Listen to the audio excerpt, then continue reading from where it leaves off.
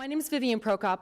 I am a reformed banker who was then invited to come to an organization called the Canadian Youth Business Foundation and transform it, and I was there for 10 years. And the organization, upon my leaving, had created 5,100 businesses for young people and 20,000 jobs in this country. And now I have the great honor of being the new president and CEO of an organization called Pathways to Education Canada, which I believe has a huge potential to become a Canadian legacy and certainly a legacy in Ontario. The discussions we're having here today could simply not be more important, and I'm really honored to be a part of them. At Pathways to Education, we work with 5,000 grade 9 to grade 12 students in 16 low-income communities in Canada, and that number in the next year will jump to 6,000. We fill a critical gap for students who are at risk at dropping out. We provide resources that are very hands-on, including tutoring, career mentoring, one-on-one support and scholarships, and encouragement that they need to embrace and succeed in education and reach their full potential. In Ontario, we operate in 4 communities here in Toronto, as well as Kingston, Ottawa, Kitchener, and Hamilton. And across the country, the communities that we work in range from newcomers, generational poverty, Aboriginal, and mix of all of the above. Our core belief is that a young person's future should not be determined by his or her postal code. We simply cannot break the cycle of poverty and build stronger communities without proper education. But we're really not here today to talk about human rights or creating a just society.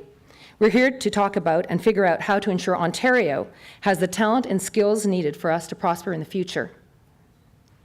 Some researchers predict Ontario will face a skills shortage of more than 500,000 jobs in 15 years, and I'm sure that all of us agree that education is the answer. I'm here to tell you that we must not ignore the foundational pieces of high school education. At first glance, Canada seems to be doing very well. Our high school graduation rates are in line with most wealthy countries. But when you dig further down, you will find that we have an estimated 400,000 Canadian young people living in low-income communities who are at grave risk of dropping out of high school. And half of them live in Ontario. Young people are dropping out at an alarming rate because of the barriers beyond their control, including sometimes the parental support most kids in mainstream communities are fortunate enough to take for granted. This isn't just about fairness. Tens of thousands of young people are falling through the cracks at the very time Ontario is facing a large and growing skill shortage. And don't for a second think that these communities are lacking kids with potential. The world's next Steve Jobs could very well be in grade 9 right now in Regent Park or Lawrence Heights. Unleashing potential is a wonderful thing. If you ever want to see or have a bit of encouragement, just call me, and I will take you and introduce you to some of the incredible Pathways students and graduates, and you will be amazed. Our program delivers proven results. We have managed to decrease dropout rates in our communities by as much as 70%. The rate of graduates going on to post-secondary education in these communities went from an average of 20% to 80%. In fact, Pathways was recently honored globally by the Qatar-based World Innovation Summit for Education for our innovative and effective approaches to increasing access to education for kids living on the margins of society, the first North American organization to be named as a top model globally. When I took over as CEO of Pathways, my mission was very clear. I need to expand our reach far beyond our current 5,000 kids.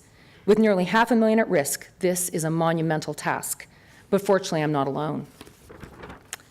The Government of Ontario has been a tremendous partner right from the start at Regent Park back in 2001, and we also enjoy the support from some of the province's biggest corporations.